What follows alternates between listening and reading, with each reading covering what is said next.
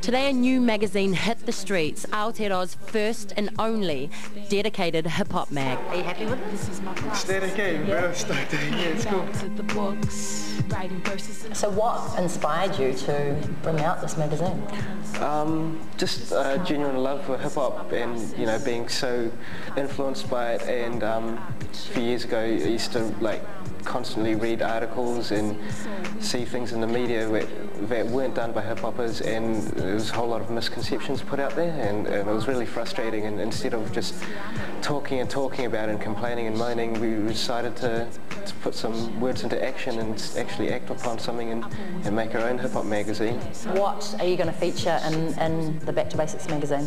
It's going to feature hip-hop culture as we know it. You know, it's going to have hip-hop music. It's going to have breaking, b-boying, b-girling. It's going to have graffiti art in it, and it's going to have DJing. The strong focus is definitely on New Zealand. It's about developing our industry and our culture. So we're going to have a little bit of international input, but it's going to be kind of to add influence in a positive way to hip-hop in New Zealand. Devolo is best known as one quarter of the crew Decepticons, but he's just made a break as the cover star for a new book. In the real photo he's actually doing fingers, but we thought we'd cut that down for the cover.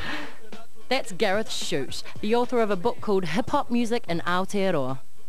What inspired you to write a book about hip-hop? When I was really young I did breakdance, that was a long time ago, but I always that was in Singapore. Some kids in my apartment building, there was like a African American kid and a Hispanic kid, and they taught all the kids in the apartment building how to breakdance.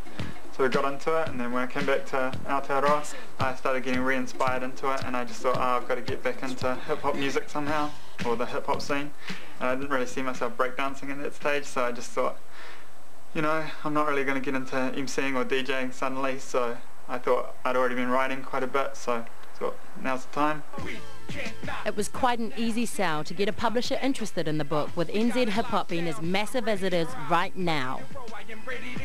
I interviewed 30 artists, all the new cats like Scribe, Mariko, Nation Mystic, talked to all of them, and then right back to the older people like DLT, you know, people like Severe who've been right throughout the development of hip-hop music. So is this your full-time job? I still do 20 hours a week at Avondale Public Library, so yeah, we fight. Gareth took a lot of photos for the book, which meant hitting all those late night gigs, which wasn't so good for his job. I started spending, you know, lunchtimes on Saturday. I'd be asleep in the tea room, and I'm sure all my workmates thought I was, you know, on drugs or whatever, but now I've got the book. Yay, it's proof. Look, I was doing something. And doing something impressive too. This book has dope design and the whole story of our hip-hop culture.